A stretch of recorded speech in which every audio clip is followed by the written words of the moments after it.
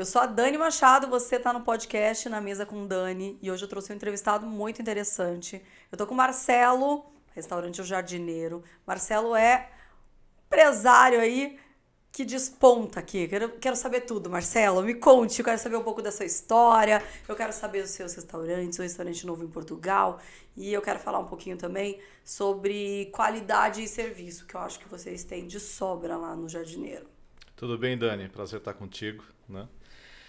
Bom, eu sou originalmente, como você sabe, segmento de tecnologia da informação, estou há 10 anos em gastronomia, eu tenho o péssimo hábito de transformar hobby em trabalho, né? E o que era um hobby virou um trabalho, né?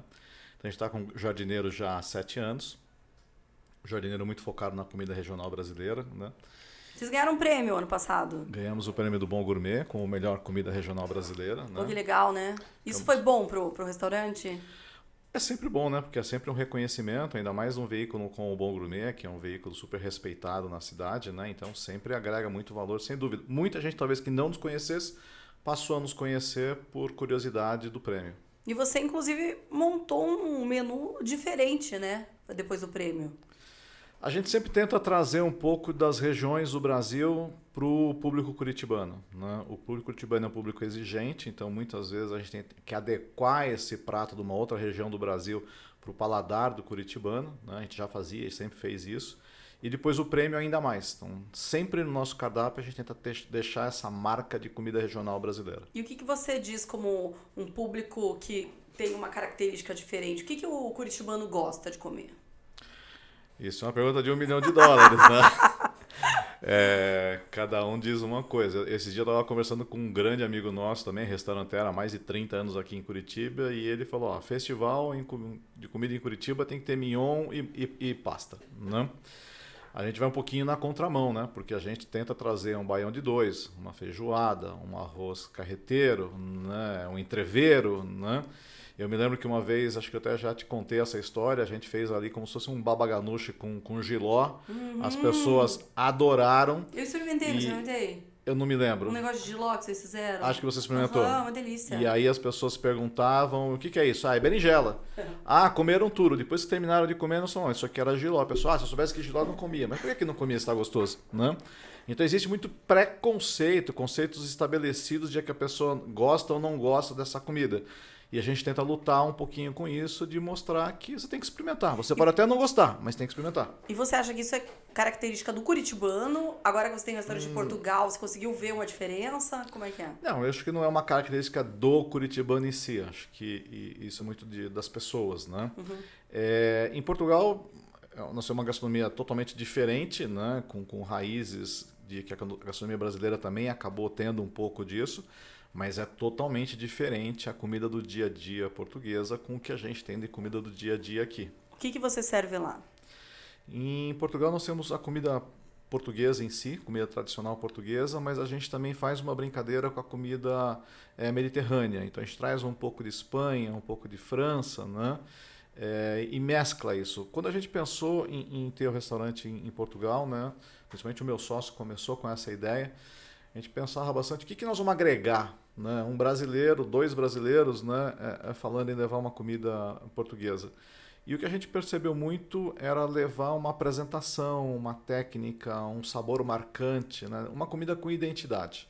E é isso que a gente vem fazendo. No início a gente teve uma certa dificuldade, porque o português é muito tradicionalista. Sim. Né? E ele olhava e falava, não, isso aqui não é um prato português. Né? E vocês não tiveram uma ideia de trazer essa mesma base de comida regional, comida brasileira para Portugal e levar para lá? Vocês não... Isso é uma coisa que está nos planos, né? Por exemplo, o primeiro ensaio disso foi uma sobremesa, nós temos brigadeiro lá. E o pessoal gostou? Adoraram, né? Só que a gente serviu o brigadeiro de uma forma diferente, até que a gente serve muito aqui, numa taça, com morangos, com chantilly, não o brigadeiro enroladinho, docinho, né? Porque o brigadeiro enroladinho, docinho, eles conhecem. O público brasileiro lá é muito grande, né? A gente levou ele numa outra roupagem, que é o que a gente gosta de fazer, né? Sempre entregar alguma coisa numa roupagem diferenciada. E foi muito bem aceito. Então a gente tem vontade de levar outros pratos, isso no decorrer dos próximos meses, a gente vai fazer uma brincadeira dessa. Por exemplo, eu estava lá uma época que eu fiz feijoada para uns amigos. E aí, como é que foi? O pessoal adorou. Pois adorou, então. Adorou. Né? Então a ideia é fazer isso no futuro, né? Mas a gente está há pouco tempo ainda com o restaurante lá. Estão sentindo o mercado. A gente está sentindo muita o mercado. Diferença. Muita diferença. Diferença de ingrediente, diferente da questão da tradição, né? Lá você tem muitos pratos que eles chamam para partilhar, né? Então são pratos que as pessoas compartilham ali na mesa. A gente também tem pratos para compartilhar, mas foi uma linha mais de ter pratos individuais, com uma técnica de apresentação diferenciada, né? E pratos para compartilhar é uma tendência, né? Por exemplo, jardineiro, comida de boteco, enfim. O pessoal compartilha muito, né? Não pede um prato para ele só, como que é? Sim, as pessoas compartilham muito, inclusive nesse novo cardápio a gente até mudou um pouquinho a abordagem. Então a gente começou a trazer pratos menores para que as pessoas possam pegar 2, 3, 4 pratos e compartilhar, mas isso pensando é muito nisso. legal. Eu gosto, eu adoro experimentar um pouquinho de tudo que tem no restaurante. Não, isso é uma tendência. Em Curitiba tem muito isso, né? Se a gente muito. verificar restaurantes que estão aí 25, 30, 35 anos de sucesso, os pratos para compartilhar são muito fortes. O que eu penso? Eu penso que quando a pessoa sai com os amigos, como é o caso de ir no jardineiro, é para você bater papo, descontrair. Então não é nada muito formal. Você não quer sentar e comer um prato. Você quer tomar um drink, tomar um chopinho e ter alguma coisa para petiscar ali. Eu não sei, eu vejo assim, eu vejo muito isso. O ponto que você colocou é muito importante.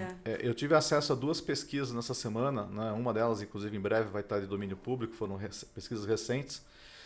E numa delas, quando foi feita a pesquisa de maneira espontânea, né, e perguntado para o consumidor o que vinha à mente dele, a primeira coisa para ele escolher um restaurante veio a diversidade. Enquanto diversificação de itens de cardápio. Claro, para você não ficar engessado, né? Eu não vou ali porque eu não como essa comida. Exatamente. E para a gente, eu até quando vi essa pesquisa, fiquei muito feliz, porque quando nós montamos o cardápio do jardineiro, ele é um cardápio relativamente amplo, que tem muita coisa. Eu tenho desde comidinha de boteco, a pratos, a pizzas, né? As pizzas são deliciosas, por sinal, né? E as pessoas têm muito esse também preconceito aqui, não, se a pessoa faz pizza, ela não vai fazer comida de boteco bem, ou ela não vai fazer uma feijoada bem.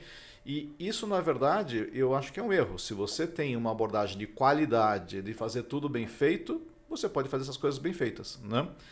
E a gente percebe que o público quer isso. Por exemplo, no Jardineiro a gente recebe muitos grupos grandes. A gente é um dos poucos restaurantes que recebe grupos tão grandes. E faz reserva. Faz reserva. E tem muitos que não fazem, né? A gente faz reserva. Por exemplo, para esse sábado aqui eu já tenho reservas de 40 lugares, de 50 lugares, de 70 lugares. Mas que também vocês comportam, né? Quantos lugares tem o Jardineiro? A gente comporta até 450 pessoas sentadas. É muito grande. Né? Não é para qualquer restaurante. Mas você pensa num grupo, imagina que você vai fazer um evento social, você tem lá 50 convidados, como a gente já fez para você. Já. Né? E aí eu vou receber 50 pessoas. Eu tenho uma diversidade de preferências absurda. Então, se eu tenho um cardápio, né, que ele é variado, a chance da gente atender melhor essas 50 pessoas é muito maior. E a gente acabou tendo essa assinatura. No início foi muito difícil, porque as pessoas não reconheciam. Como é que vocês fazem tantas coisas, né? O restaurante, é bar ou pizzaria? Como que você define? Eu diria que nós somos os 3, mas acho que a nossa definição nós somos um lugar que você vai comer bem, vai beber bem, vai ter boa música, vai ter um bom ambiente, vai ter um bom atendimento. Então, no final da noite, o que a gente quer é que você tenha uma experiência. A gente quer criar experiência para vocês, né? Então, a gente tem desde a comidinha de boteco, até os pratos, até as pizzas, até uma carta de coquetéis, uma carta de vinho, uma carta de cervejas, né? De uma forma descontraída, né? Nada muito engessado, com formal, nada disso. E isso é uma grande característica nossa, né? Nós temos pessoas lá que chegam meio-dia e vão embora 10 horas da noite. O pessoal vai ficando se o dia tá bonito. E se a pessoa fica tanto tempo num lugar, para mim é um motivo de muita satisfação. É verdade. Né? Porque eu não fico em lugar nenhum 2, 3 horas, me dá comichão para sair. Se eu tenho alguém que fica na minha casa 10 horas, é porque essa pessoa tá bem atendida, tá feliz, tá comendo bem. Então isso pra gente é motivo de muita felicidade. E a música? Vocês têm música no Jardineiro. Você acha que... Bom, obviamente que você acha que ela te ajuda, né? Mas você acha que tem alguém que não goste da música? Eu não vou no Jardineiro por conta da música ao vivo.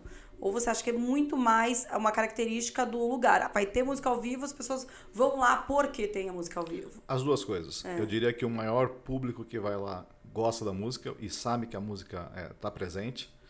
Só que no nosso caso a música está presente de uma outra forma, né? Ao contrário de casas de shows, onde a música é o principal atrativo, No nosso caso, a música ela complementa o ambiente. Ela traz felicidade, ela traz ambiência e ela vai complementar a nossa oferta de uma boa comida, um bom atendimento, um bom espaço com uma boa música. Então você consegue ouvir a música, consegue conversar. Muitas vezes tem uma galerinha que se anima, levanta e dança ali. Então essa é a ideia, é te proporcionar um momento agradável. Agora, tem pessoas que vão chegar e eventualmente não vão se sentir tão à vontade com a música, né? É muito característico isso, aí o pessoal vai sentar mais profundo. Como o ambiente é muito grande, ele pode estar mais distante da música, ele pode estar na área externa, onde ele praticamente nem vai ouvir a música.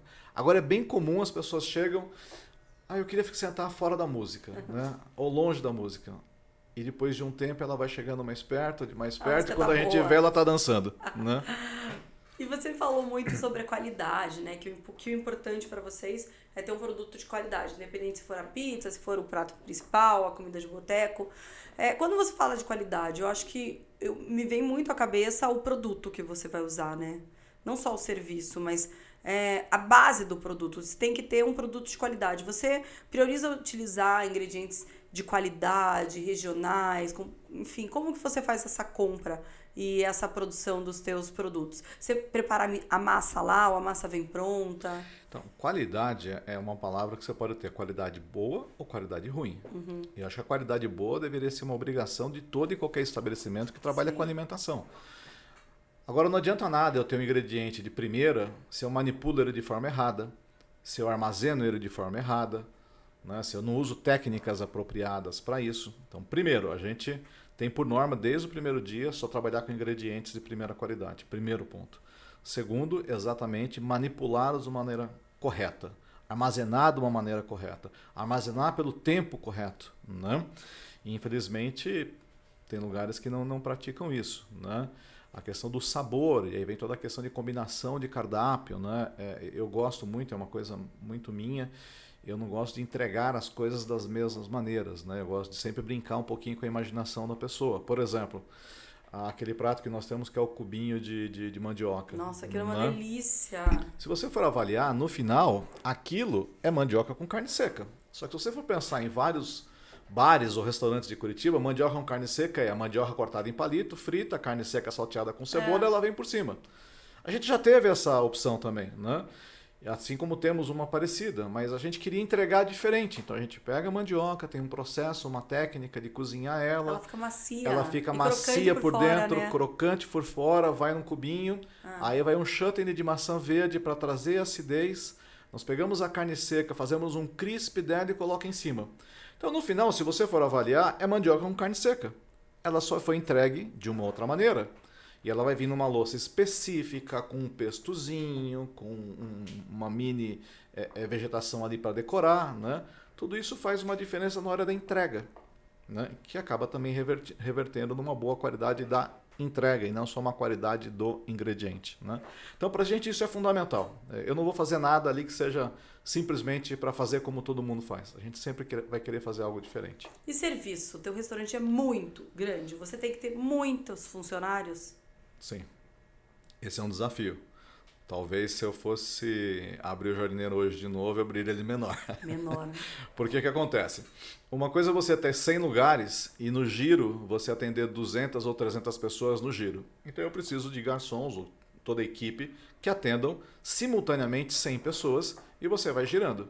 No nosso caso, é comum a gente atender mais de 300 pessoas simultaneamente.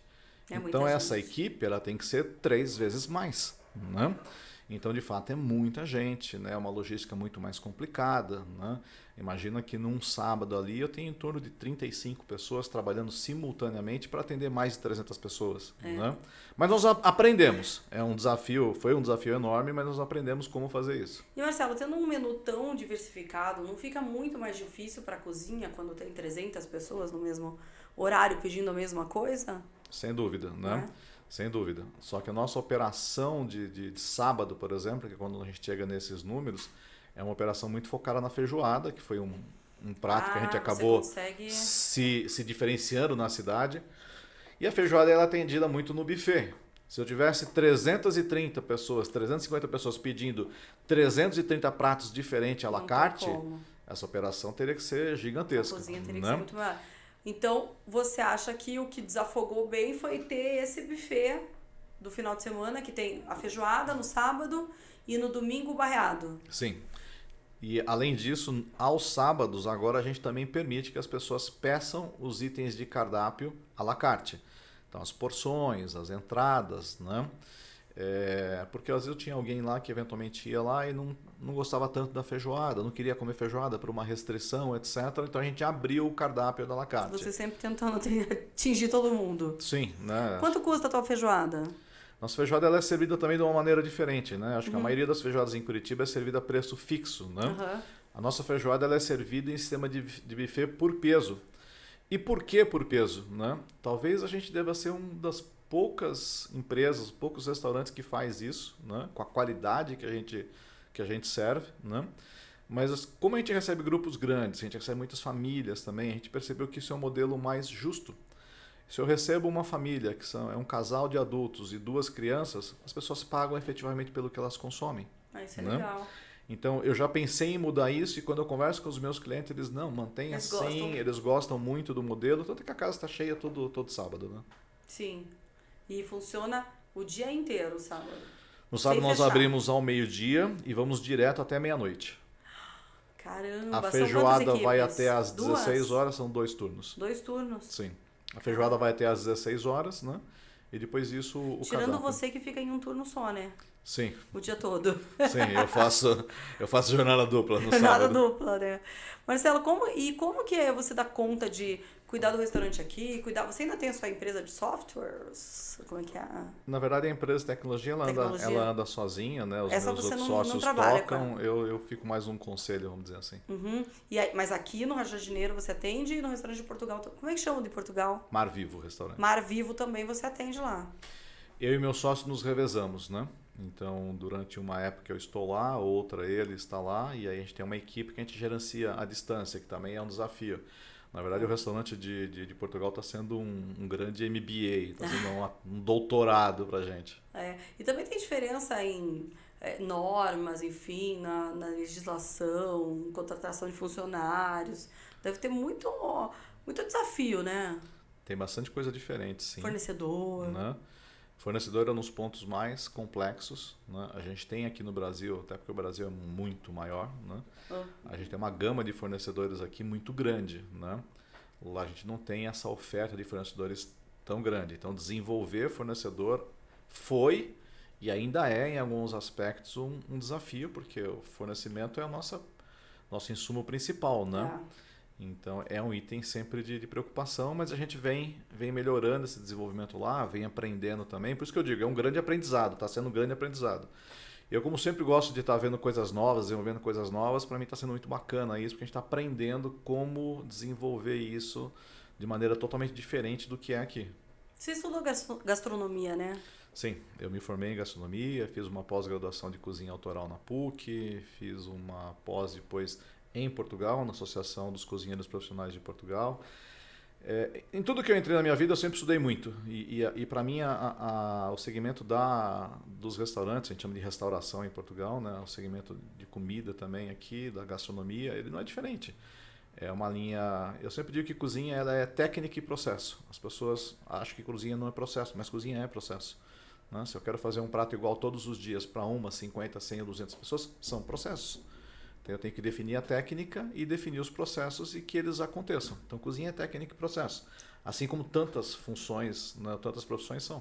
Isso te ajudou a se adaptar nos menus? Eu, na verdade, participo ativamente do desenvolvimento dos menus. Né? Participo muito ativamente. Né? E isso ajudou muito. Eu sempre tive uma facilidade muito grande de compor sabores. Para mim, sempre quando eu estou provando um prato, comendo um prato, desenvolvendo um prato, eu vejo esse prato como se fossem camadas. Tanto ao provar ele como ao executar ele. Assim como aqui na imagem, no vídeo, se a gente for pensar, uma foto ela tem camadas que a gente vai trabalhando.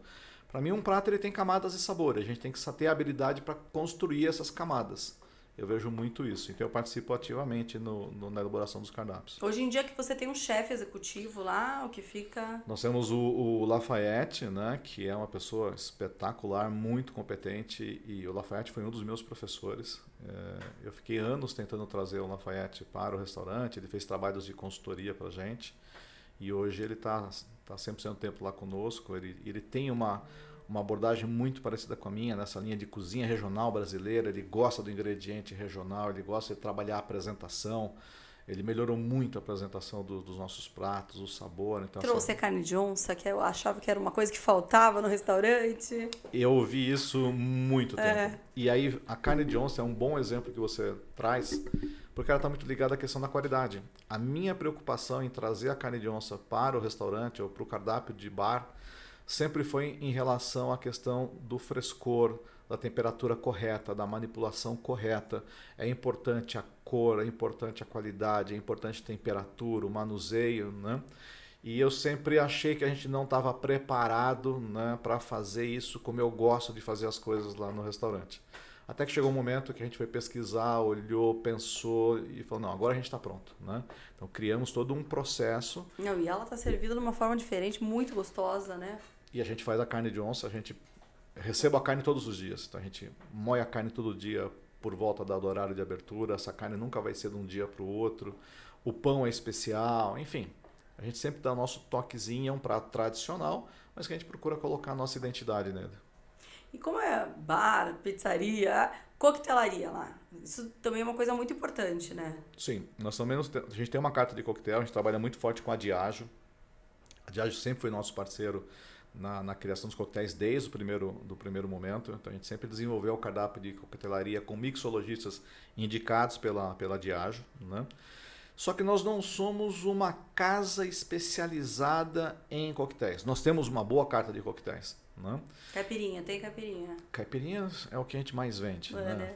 Caipirinha vende 250 caipirinhas no final de semana, né? Nossa. Mas na área dos coquetéis, a gente não é um bar que você vai sentar e vai ter um mixologista para criar um coquetel com a sua identidade.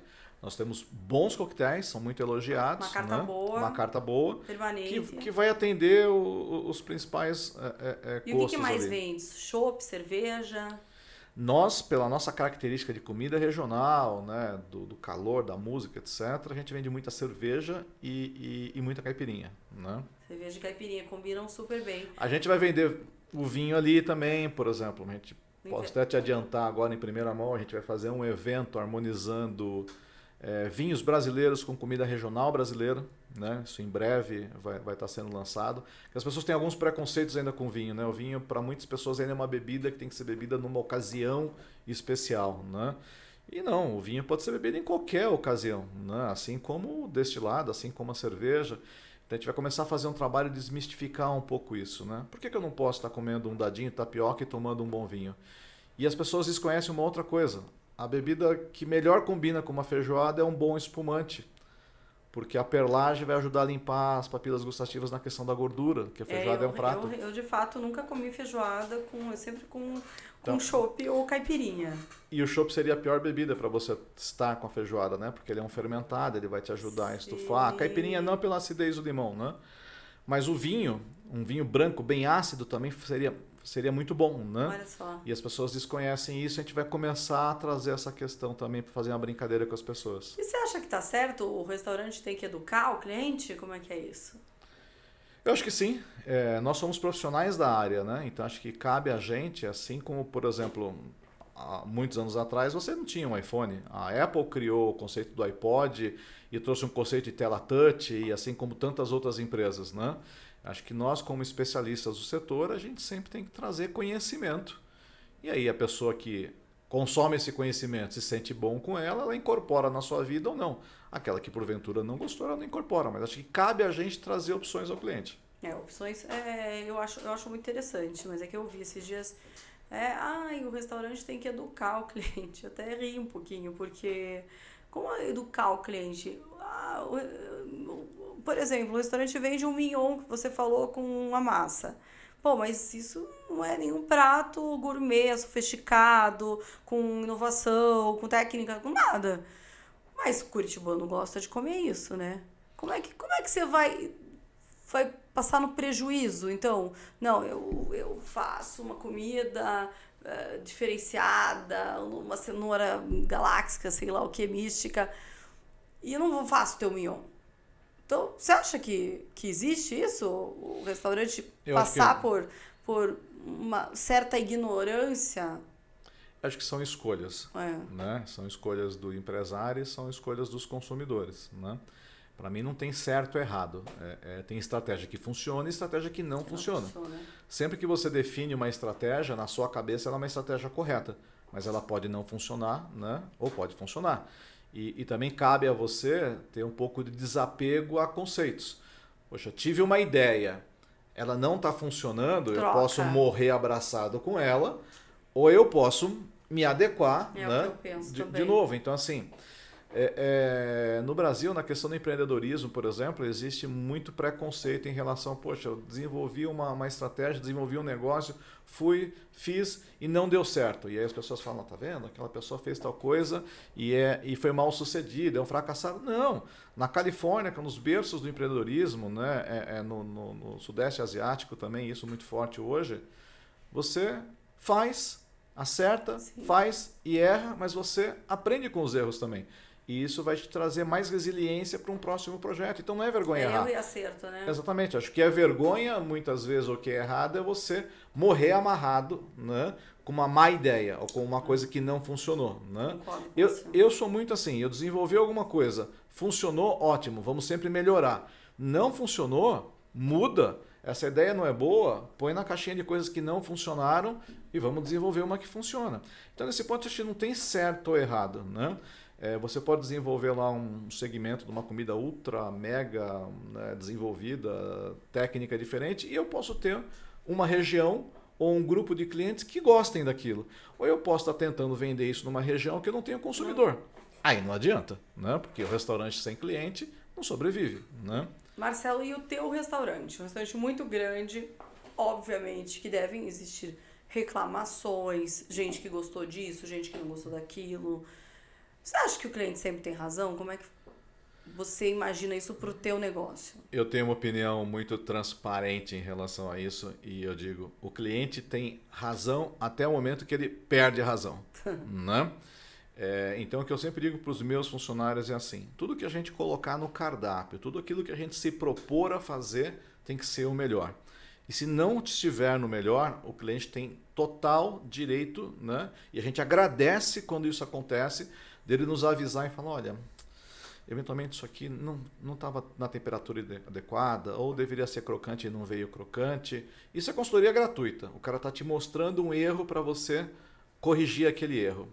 Essas críticas são perfeitamente bem-vindas e a gente agradece quando o cliente faz isso. Eu prefiro que ele faça isso do que ele saia dali triste, come um triste, prato, meu prato não se sentindo bom, infeliz e que não venha mais, né, nos visitar. Então eu prefiro que ele fale para mim, porque daí nós vamos corrigir, a gente vai fazer de tudo. Agora, o que não funciona, né, e posso te dar um exemplo prático. Né, uma vez, já não me lembro, mas faz tempo já, um casal chegou lá, os garçons me chamaram, né? Poxa, aquele casal queria feijoada vegana.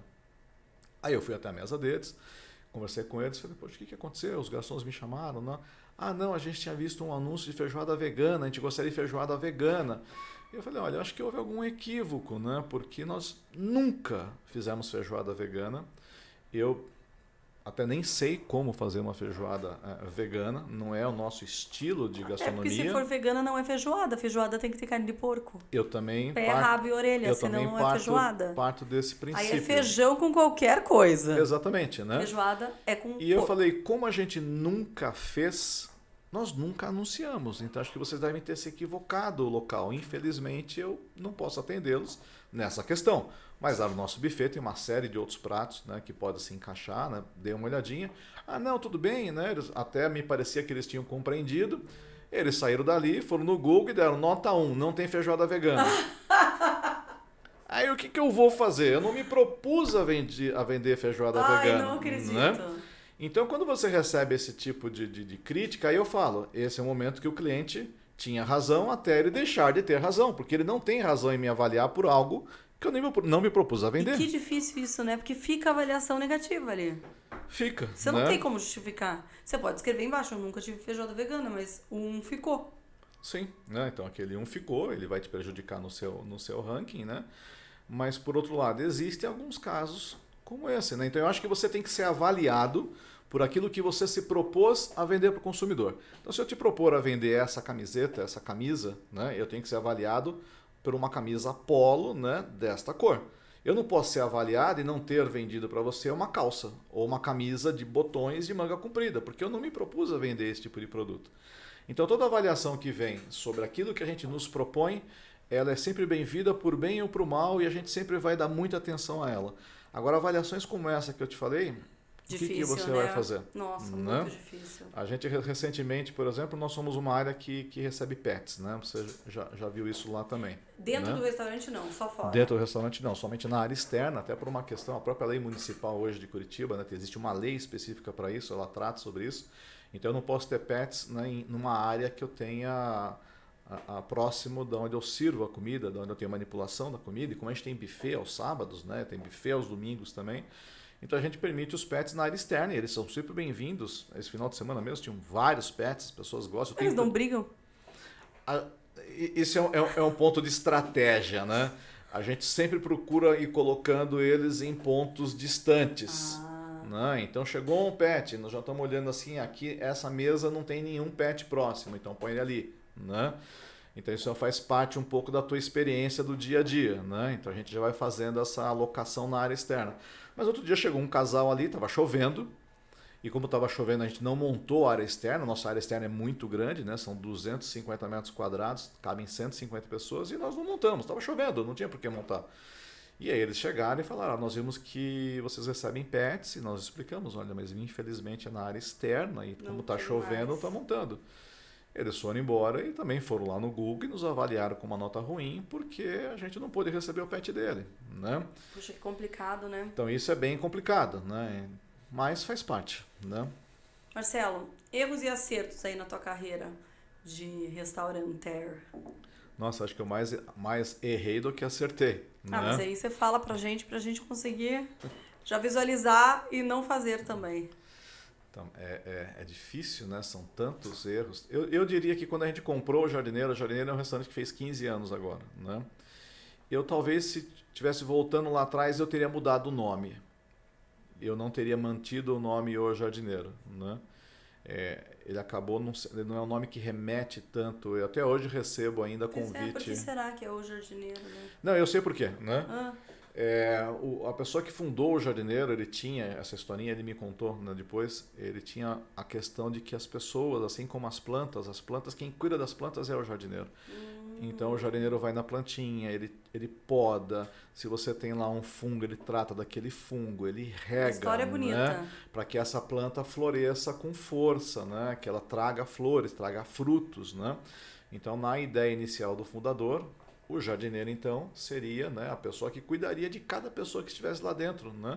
Que a gente proporcionasse essa boa experiência, bons momentos, boas memórias para que essa pessoa saísse de lá mais feliz. Então, a gente estaria cuidando das pessoas lá dentro, né? Então isso é muito bonito e é o que a gente faz de verdade, né? Só que o nome não é forte o bastante, né? E para eu contar essa historinha sempre para os clientes era um pouco mais difícil, né? Então eu talvez teria mudado. O nome hoje, né? A gente com certeza teria tido alguns desafios na questão do marketing, da publicidade menores, né? E depois a gente tem um monte de erro que a gente fez aprendendo e errando, mas esse eu acho que eu mudaria. E acertos? Acertos. Eu acho que a gente fez um acerto com a feijoada, um belo acerto com a feijoada, a gente fez um acerto com a música ao vivo, e isso acabou virando uma identidade nossa, né? O que é um bom problema em alguns momentos, né? Porque daí as pessoas nos reconhecem pela feijoada e acham que a gente só tem feijoada, né? Então é uma dificuldade de mostrar os outros itens, né? Que a gente tem outras coisas muito boas, né? A qualidade está sempre muito amarrada, a qualidade de sabor é para a gente sempre muito importante. Então acho que a feijoada, a combinação de feijoada, a música, a gente tem uma decoração de casa de fazenda, eu acho que tudo isso dá uma ambiência boa, né? Então acho que esse foi um grande acerto. Marcelo, eu gosto de terminar aí conhecendo um pouco o teu gosto pessoal. Melhor comida que você já comeu na vida? Difícil essa, hein? Difícil. Aquela que você, puxa, queria comer aquilo de novo, comi um negócio muito bom, queria repetir. Bom, eu falar feijoada é sacanagem, né? Porque eu como isso sempre, né? Mas eu gosto muito de comida japonesa. Eu gosto muito de sabores contrastantes, assim, o agrio, o doce, né? Eu gosto muito dessa combinação. É muito bom, né? sim. E o que você não come? Eu tenho um problema, né? Eu tenho hernia de hiato desde os meus 17 anos. Então, normalmente, comidas que são muito gordurosas, frituras pesadas, Não, mas um né? prato que você não come, sei lá, dobradinha, orelha de boi. Assim, eu provo tudo, eu sempre provo, mas assim, um prato que não me desce assim até pelo aroma dele, etc, é buchada de bode, assim, o sabor é muito forte. Olha, eu devo confessar. Eu já provei uma vez, mas assim, é uma coisa que não me agrada, Eu acho que a né? textura é um pouco... A textura, o aroma é muito forte, muito presente, né? É. E é aquilo que eu digo, as pessoas têm que provar de tudo. Eu provei e não gostei, então você acha que tem que provar. Você pode não gostar, né? É. Mas eu provei e não gostei. Então, dos pratos que até hoje eu tive chance de provar, eu não provei tudo que existe, longe disso. Sim. Mas daquilo que eu provei é um prato que não me chama atenção. E um restaurante que você gostaria de voltar, que foi inesquecível? Um restaurante que eu gostaria de voltar. Eu estive nos primeiros restaurantes que eu fiz benchmark em Portugal, quando eu estava avaliando, pensando nessa ideia. Eu esqueci o nome dele agora, ele fica ali em Lisboa, e era um restaurante que inclusive ele tem uma cadeira de Fernando Pessoa. Fernando Pessoa costumava sempre comer lá. Eu diria que lá foi um dos melhores bacalhaus que eu comi na vida. E como é que era o bacalhau? Era um bacalhau alagareiro, que é um bacalhau super tradicional, mas o bacalhau no ponto perfeito, um azeite de primeira qualidade, ele tinha um pouco de alecrim, né? Isso é uma coisa que às vezes as pessoas não usam tanto, eu prezo muito a questão de erva fresca, de especiaria. Então, assim, ele foi um prato memorável. Voltando em Lisboa, eu vou voltar nesse restaurante. Então, pra gente terminar, eu queria que você deixasse aí para as pessoas que também querem entrar no ramo da gastronomia, ou as pessoas que trabalham, que estão desanimadas, que um sinal de esperança, um aprendizado, uma dica. A gastronomia, eu sempre disse isso para o meu pessoal, né? É um segmento assim como a medicina, assim como os professores, né? Você tem que gostar muito do que faz. Para mim, a gastronomia é um item de dedicação. A gente tem um quadro no restaurante que você já viu, e aquilo não foi um quadro comprado, eu mandei fazer aquele quadro com aquela mensagem que diz que cozinhar não é uma profissão, é um ato de amor. E é uma coisa que eu acredito puramente, né? Então, acho que para quem quer entrar no segmento, você tem que gostar de servir o outro. Para mim, a coisa me dá mais felicidade, às vezes eu estou no salão olhando e aquele cliente vai provar um prato e ele prova e você vê aquele sinal de satisfação e ele comenta com outra pessoa, fala, nossa, isso aqui está muito gostoso, né? Aquilo eu ganhei o dia, né? Foi mais importante para mim do que, sem nenhuma demagogia, do que o dinheiro que ele pagou pelo prato. Assim como se acontecer o contrário, também acaba o meu dia. Se ele vir e falar, poxa, isso aqui estava mal feito, ou dá. Então, assim, acho que a pessoa que vai entrar no segmento, a primeira coisa é essa. Ela tem que gostar de servir, ela tem que gostar de se dedicar ao outro. Porque se ela não gostar, ela vai estar infeliz, né? Porque a gente trabalha, para quem está no segmento, trabalha muitas horas de pé. A gente trabalha em dias que as pessoas estão descansando, a gente está trabalhando, porque a gente trabalha sábado, a gente trabalha domingo, a gente trabalha feriado, né? Assim como o policial trabalha nessa data, como o médico trabalha nessa data, como o motorista de ônibus trabalha nessa data, a gente trabalha em dias, em horários diferentes. Então, se a pessoa não gostar muito daquilo que ela faz, ela não vai se dar bem na gastronomia. Por outro lado, o segmento da gastronomia, a gente sempre trabalha com as pessoas, na maior parte do tempo, no momento de felicidade. É o momento que elas estão criando experiências, é o momento que elas estão confraternizando com os amigos, com os familiares. Então, é um momento de felicidade, né? Então, você poder participar disso e ajudar essa pessoa a criar uma história. Eu tenho um exemplo muito bom para te dar. Tem uma senhora que ela completou agora 90 anos. Esse foi a terceira festa de aniversário que ela fez com a gente, né? E ela sempre escolhe o nosso restaurante para fazer essas datas marcantes. Ela até brincou comigo e ela falou, agora nos 100 anos eu volto, né? Então, assim, a gente participou ou participa de momentos importantes daquela família. Então, foi uma festa para 120 pessoas que ela escolhe o nosso restaurante. Então, assim, para mim, toda vez que ela vai lá, eu falo com ela, é muito gratificante. De alguma forma, a gente marcou um pedacinho da história dela, porque tá lá nos 80 anos, nos 85 anos, nos 90 anos, Muito né? legal. A gente estava ali. Então, para mim, isso é um diferencial. Então, para quem gostar disso, para quem isso faz uma diferença no seu dia a dia, a gastronomia é um segmento fantástico, né? Ai, que legal, obrigada. Amei Obrigado o nosso a você. bate-papo, acho que foi inspirador aí para várias pessoas. Até para a gente falar um pouco de qualidade mesmo, né, de serviço. Você falou bastante sobre produto.